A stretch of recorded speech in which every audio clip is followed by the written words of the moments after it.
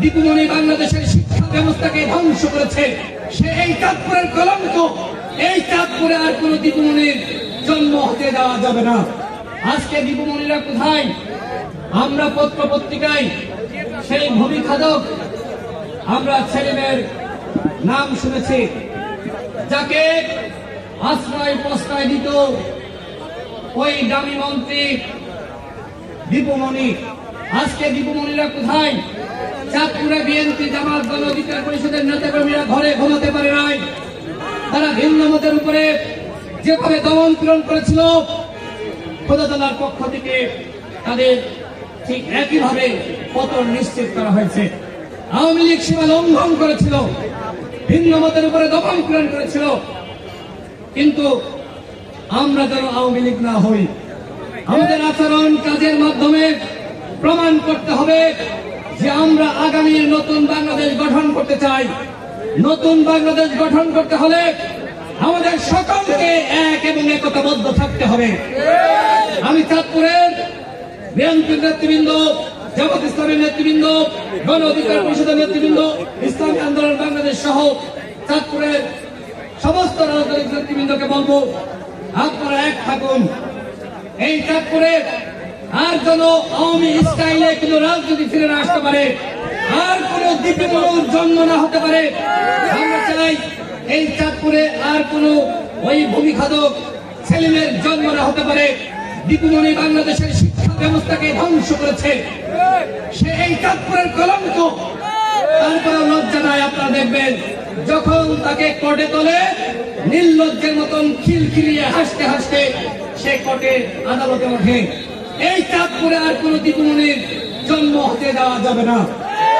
সাথী বন্ধুগণ, সময় সংক্ষিপ্ত, যে কারণে আমি শেষ করব। আমরা যে নতুন বাংলাদেশের স্বপ্ন দেখছি, এই নতুন বাংলাদেশ গড়তে হলে আমাদের জাতীয় ঐক্য এবং সংহতের কোন বিকল্প নাই।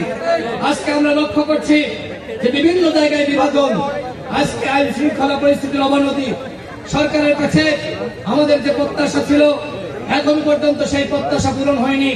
আমরা সরকারকে বলবো, আমরা প্রত্যেকটা দল আপনাদের সহযোগিতা করতে চাই। আমরা চাই রাষ্ট্র সংস্কার, গণহত্যার বিচার এবং একই সাথে নির্বাচনী রোডম্যাপ। আমরা যেটি বলেছি, আগামী ডিসেম্বরের মধ্যে ইলেকশন দিতে হবে। ইলেকশন নিয়ে যদি তালবাহানা করা হয়, বাংলাদেশের মানুষ কিন্তু মানবে না।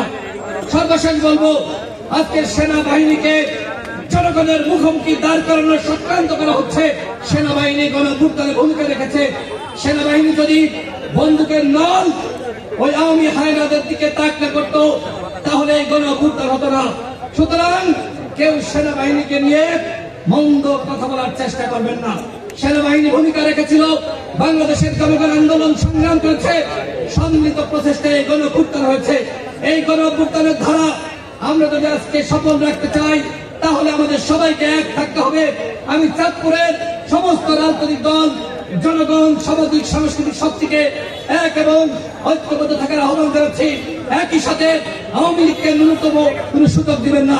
আওয়ামী লীগ হায়নার দল, তারা যদি আবার সুযোগ পায়, তাহলে ওই দীপুমণি এবং ছেলে বয়ে কিন্তু ফিরে আসবে। সুতরাং আওয়ামী লীগের ব্যাপারে আমাদের জিরো টলারেন্স। আওয়ামী লীগকে অবশ্যই নিষিদ্ধ করতে হবে। আওয়ামী লীগকে কোনোভাবে ছাড় দেওয়া যাবে না।